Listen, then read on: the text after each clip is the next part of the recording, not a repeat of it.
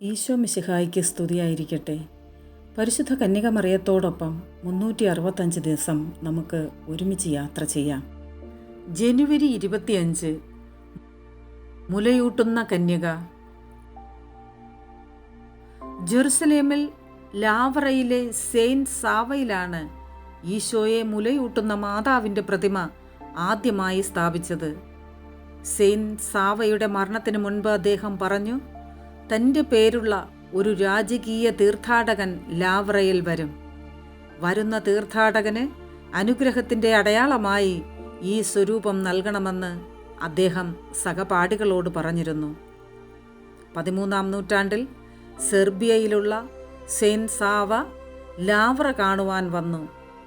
തൻ്റെ സഭാസ്ഥാപകരുടെ തിരുശേഷിപ്പ് കാണുവാൻ എത്തിയപ്പോൾ സഹോദര സന്യാസിമാരിൽ ഒരാൾ ആഗതൻ്റെ പേര് ചോദിച്ചു. ഞാൻ സെർബിയയിലെ ആർച്ച് ബിഷപ്പ് സാവയാണെന്ന് പറഞ്ഞു.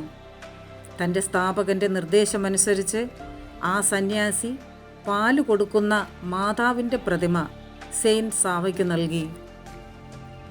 പരിശുദ്ധ അമ്മേ, ദൈവമാതാവേ, ഞങ്ങളുടെ നാട്ടിലും ഞങ്ങളുടെ ദേശത്തും ധാരാളം കിടപ്പ് രോഗികളുണ്ട്. ഒന്ന് ചലിക്കാൻ പോലും കഴിയാതെ നിരന്തരം കഷ്ടപ്പെടുന്ന രോഗികളുണ്ട്.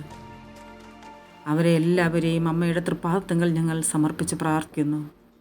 അമ്മേ, അവർക്ക് വേണ്ടതായ അനുഗ്രഹം നൽകി അങ്ങയുടെ തിരുക്കുമാരനോട് പ്രാർത്ഥിക്കണമേ. Ave Maria.